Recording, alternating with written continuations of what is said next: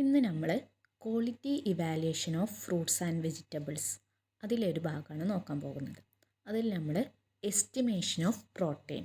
Okay, different methods ഉണ്ട് protein estimate ചെയ്യാൻ വേണ്ടിയിട്ട്.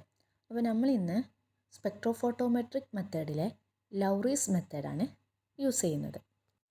ദെൻ നമുക്ക് ആവശ്യമായിട്ടുള്ള reagent 2% sodium carbonate in 0.1 normal NaOH, then 1% sodium potassium tartarate, then 0.5% copper sulphate. ഇനി നമുക്ക് എങ്ങനെ ലൗറീസ് കോൺസെൻട്രേറ്റ് പ്രിപ്പയർ ചെയ്യാൻ നോക്കാം. അത് എപ്പോഴും ഫ്രഷ്ലി പ്രിപ്പയർഡ് ആയിട്ടുള്ളത് വേണം.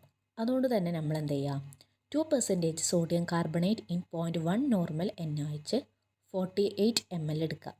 ദെൻ അതിലേക്ക് 1 ml 1% sodium potassium tartrate, then 1 ml 0.5% copper sulphate add ചെയ്യുക.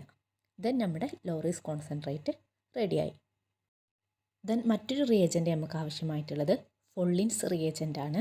അത് 1:2 റേഷ്യോയിലാണ് വേണ്ടത്. അടുത്തത് സാമ്പിൾ പ്രിപ്പറേഷൻ നോക്കാം. അതായത് 1 gram സാമ്പിൾ എടുക്കാം. പ്രോട്ടീനൊക്കെ നല്ലുള്ള ഫ്രൂട്ടാണ്, ജാക്ക് ഫ്രൂട്ടാണ്. അപ്പോൾ ഒരു 1 gram ജാക്ക് ഫ്രൂട്ടൊക്കെ എടുത്തിട്ട് അതെന്തായി നന്നായിട്ട് ഹോമജനൈസ് ചെയ്യുക. 10 ml നോർമൽ സലൈനിൽ വെച്ചിട്ട് 10 ml നോർമൽ സലൈനിൽ വെച്ചിട്ടുണ്ടെങ്കിൽ 100 ml ഡിസ്റ്റിൽഡ് വാട്ടറിൽ 0.9 gram NaCl ആണ്. ഓക്കെ, അത് നമ്മൾ എടുക്കുമ്പോൾ ശ്രദ്ധിക്കണം, അത് കൂൾ കണ്ടീഷനിലായിരിക്കണം, നല്ല തണുപ്പുണ്ടായിരിക്കണം. ദെൻ എന്ത് ചെയ്യുക, അത് നല്ലോണം ഹോമജനൈസ് ചെയ്തിട്ട് 3000 RPM സെൻട്രിഫ്യൂജ് ചെയ്യുക ഒരു 10 മിനിറ്റോളം. ദെൻ എന്ത് ചെയ്യുക, അതിൻ്റെ സൂപ്പർ നാറ്റൻ്റ് കളക്ട് ചെയ്യുക, നമ്മുടെ പ്രോട്ടീൻ്റെ എസ്റ്റിമേഷന് വേണ്ടിയിട്ട് യൂസ് ആക്കാം. ദെൻ ബ്ലാങ്ക് പ്രിപ്പറേഷനും ടെസ്റ്റ് പ്രിപ്പറേഷനും നോക്കാം. ഇതിൽ ബ്ലാങ്കിന് വേണ്ടത് 1 ml ഡിസ്റ്റിൽഡ് വാട്ടർക്ക് 4.5 ml Lowry concentrate, then 10 minute ഇൻക്യുബേഷന് ശേഷം 0.5 ml ഫൊളിൻസ് റിയേജൻ്റ് ആഡ് ചെയ്യുക, ഒരു ഹാഫ് ആൻ അവർ ഇൻക്യുബേറ്റ് ചെയ്യുക.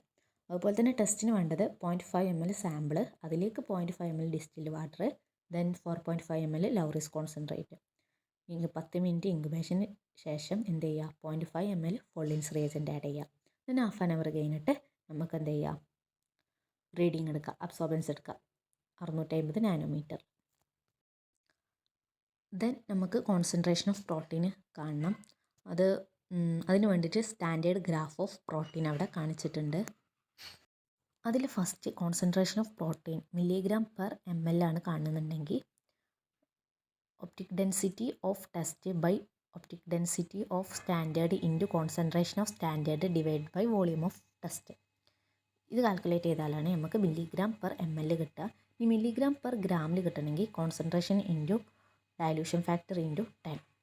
കോൺസെൻട്രേഷൻ പെർസെൻറ്റേജിൽ കിട്ടണമെങ്കിൽ കോൺസെൻട്രേഷൻ mg/ml ഡിവൈഡഡ് ബൈ 10 ചെയ്താൽ മതി. ഓക്കെ, ദെൻ ഇതിൽ ഓഡിയോ ഓഫ് ടെസ്റ്റ് മീൻസ് നമ്മൾ ചെയ്യുമ്പോൾ കിട്ടുന്ന ആ ഒരു ഒപ്റ്റിക് ഡെൻസിറ്റി അല്ലെങ്കിൽ അബ്സോർബൻസ് തന്നെയാണ്. Then OD of standard means പിന്നെ നമുക്ക് ഓഡിയോ ഓഫ് ടെസ്റ്റ് കിട്ടി, അതിനോടടുത്ത് കിടക്കുന്ന വാല്യൂ ഏതാണ് അതാണ്, അത് നമുക്ക് സ്റ്റാൻഡേർഡ് ഗ്രാഫിൽ നിന്ന് കിട്ടും. ദെൻ കോൺസെൻട്രേഷൻ ഓഫ് സ്റ്റാൻഡേർഡ്, അത് നമുക്ക് സ്റ്റാൻഡേർഡ് ഗ്രാഫിൽ നിന്ന് കിട്ടും. അതുപോലെ തന്നെ വോളിയം ഓഫ് ടെസ്റ്റ് ഇവിടെ 0.5 ആണ് വരുന്നത്. ദെൻ ഇവിടെ ഡൈല്യൂഷൻ ഫാക്ടർ എന്ന് പറയുന്നത് final volume by sample volume ആണ്. അതിവിടെ വരുന്നത് ഫൈനൽ വോളിയം 6 ആണ്, ദെൻ സാമ്പിൾ വോളിയം 0.5 ആണ്. അപ്പോൾ 6/0.5 വരുന്നത് 12 നമുക്ക് കിട്ടും. ഓക്കെ.